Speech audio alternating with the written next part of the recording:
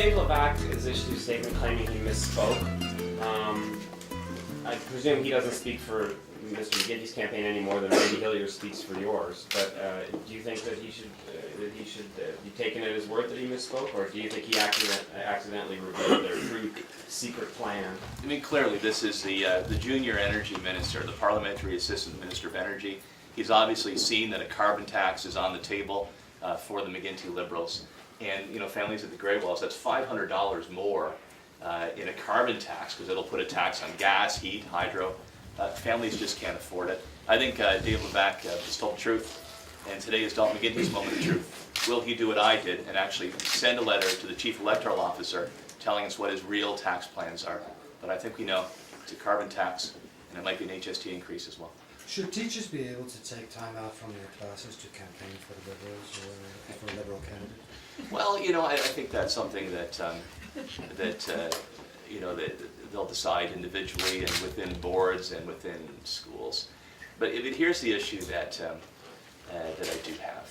You know, there's a lot of teachers who are supporting the Ontario PC party. Proud to say I come from a family of teachers. My dad's a retired high school principal. My mom was a special needs teacher. But they're seeing an increase, basically a tax of $60 in their union dues to run ads against the PCs in favor of the Liberals. I think that's wrong.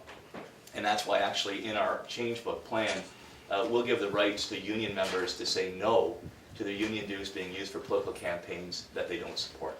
I think that's right. Put more transparency and democracy into our system. Dave Levac's not the only one who's misspoke during, or claims he's misspoken during this campaign. A couple of your candidates had to backtrack on a few things they said.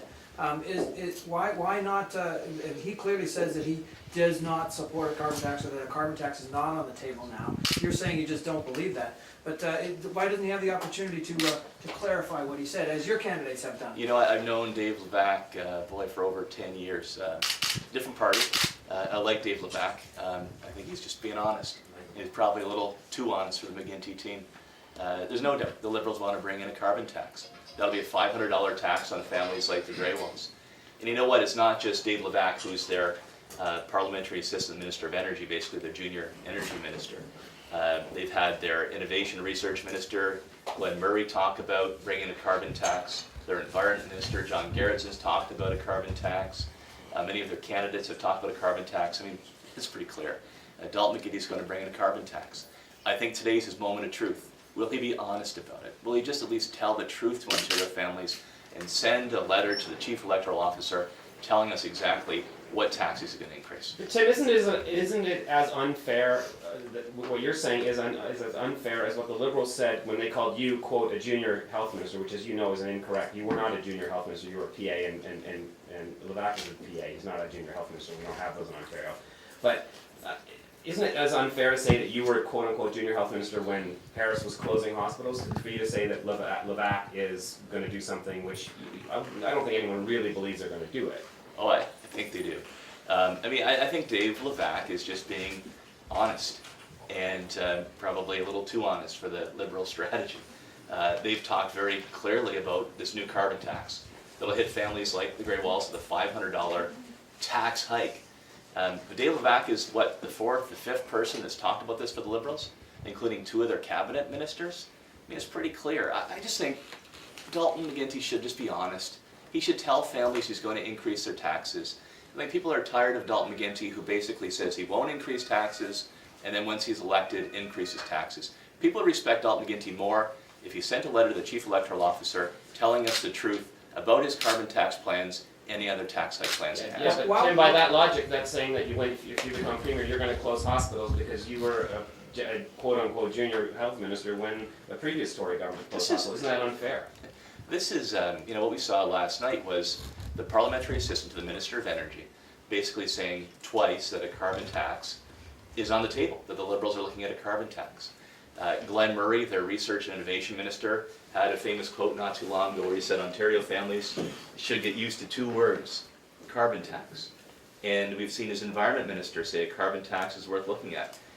And Dalton McGuinty himself was a big cheerleader when the former Liberal leader nationally, Stéphane Dion, wanted a carbon tax. Listen, if they love the carbon tax so much, and they have all these guys that are cheerleading for it, just be honest with people. Just tell them the carbon tax is coming. Ontario families can then decide if they like it or not.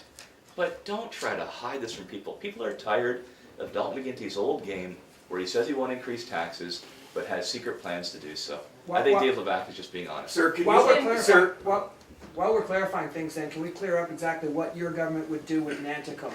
Would you keep burning coal at that plant as one of your MPPs suggested in a session with the Hamilton Spectator? No, let's be clear. I mean, Toby indicated what our plan is.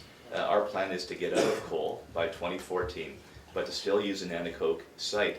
Looking at, in fact, we have a proposal from the power workers unions to convert it to natural gas. We'll look at biomass as well. It just seems to be sensible if you're going to close down the coal sites to use the sites for other types of energy production. You already have the transmission lines in place, the community is supportive. And that's a much better idea than Dalton McGuinty's approach of trying to put gas plants in communities like Oakville. sir, have you been on? Tim, Mr. Gerwal brought the auto insurance issue and told you that why would the good driver be penalized for fraud and stuff. I'm sure that nothing is in your letter that's given to Mr. Gerwal about the auto insurance that concern he raised. Is your government, if you're elected, ready to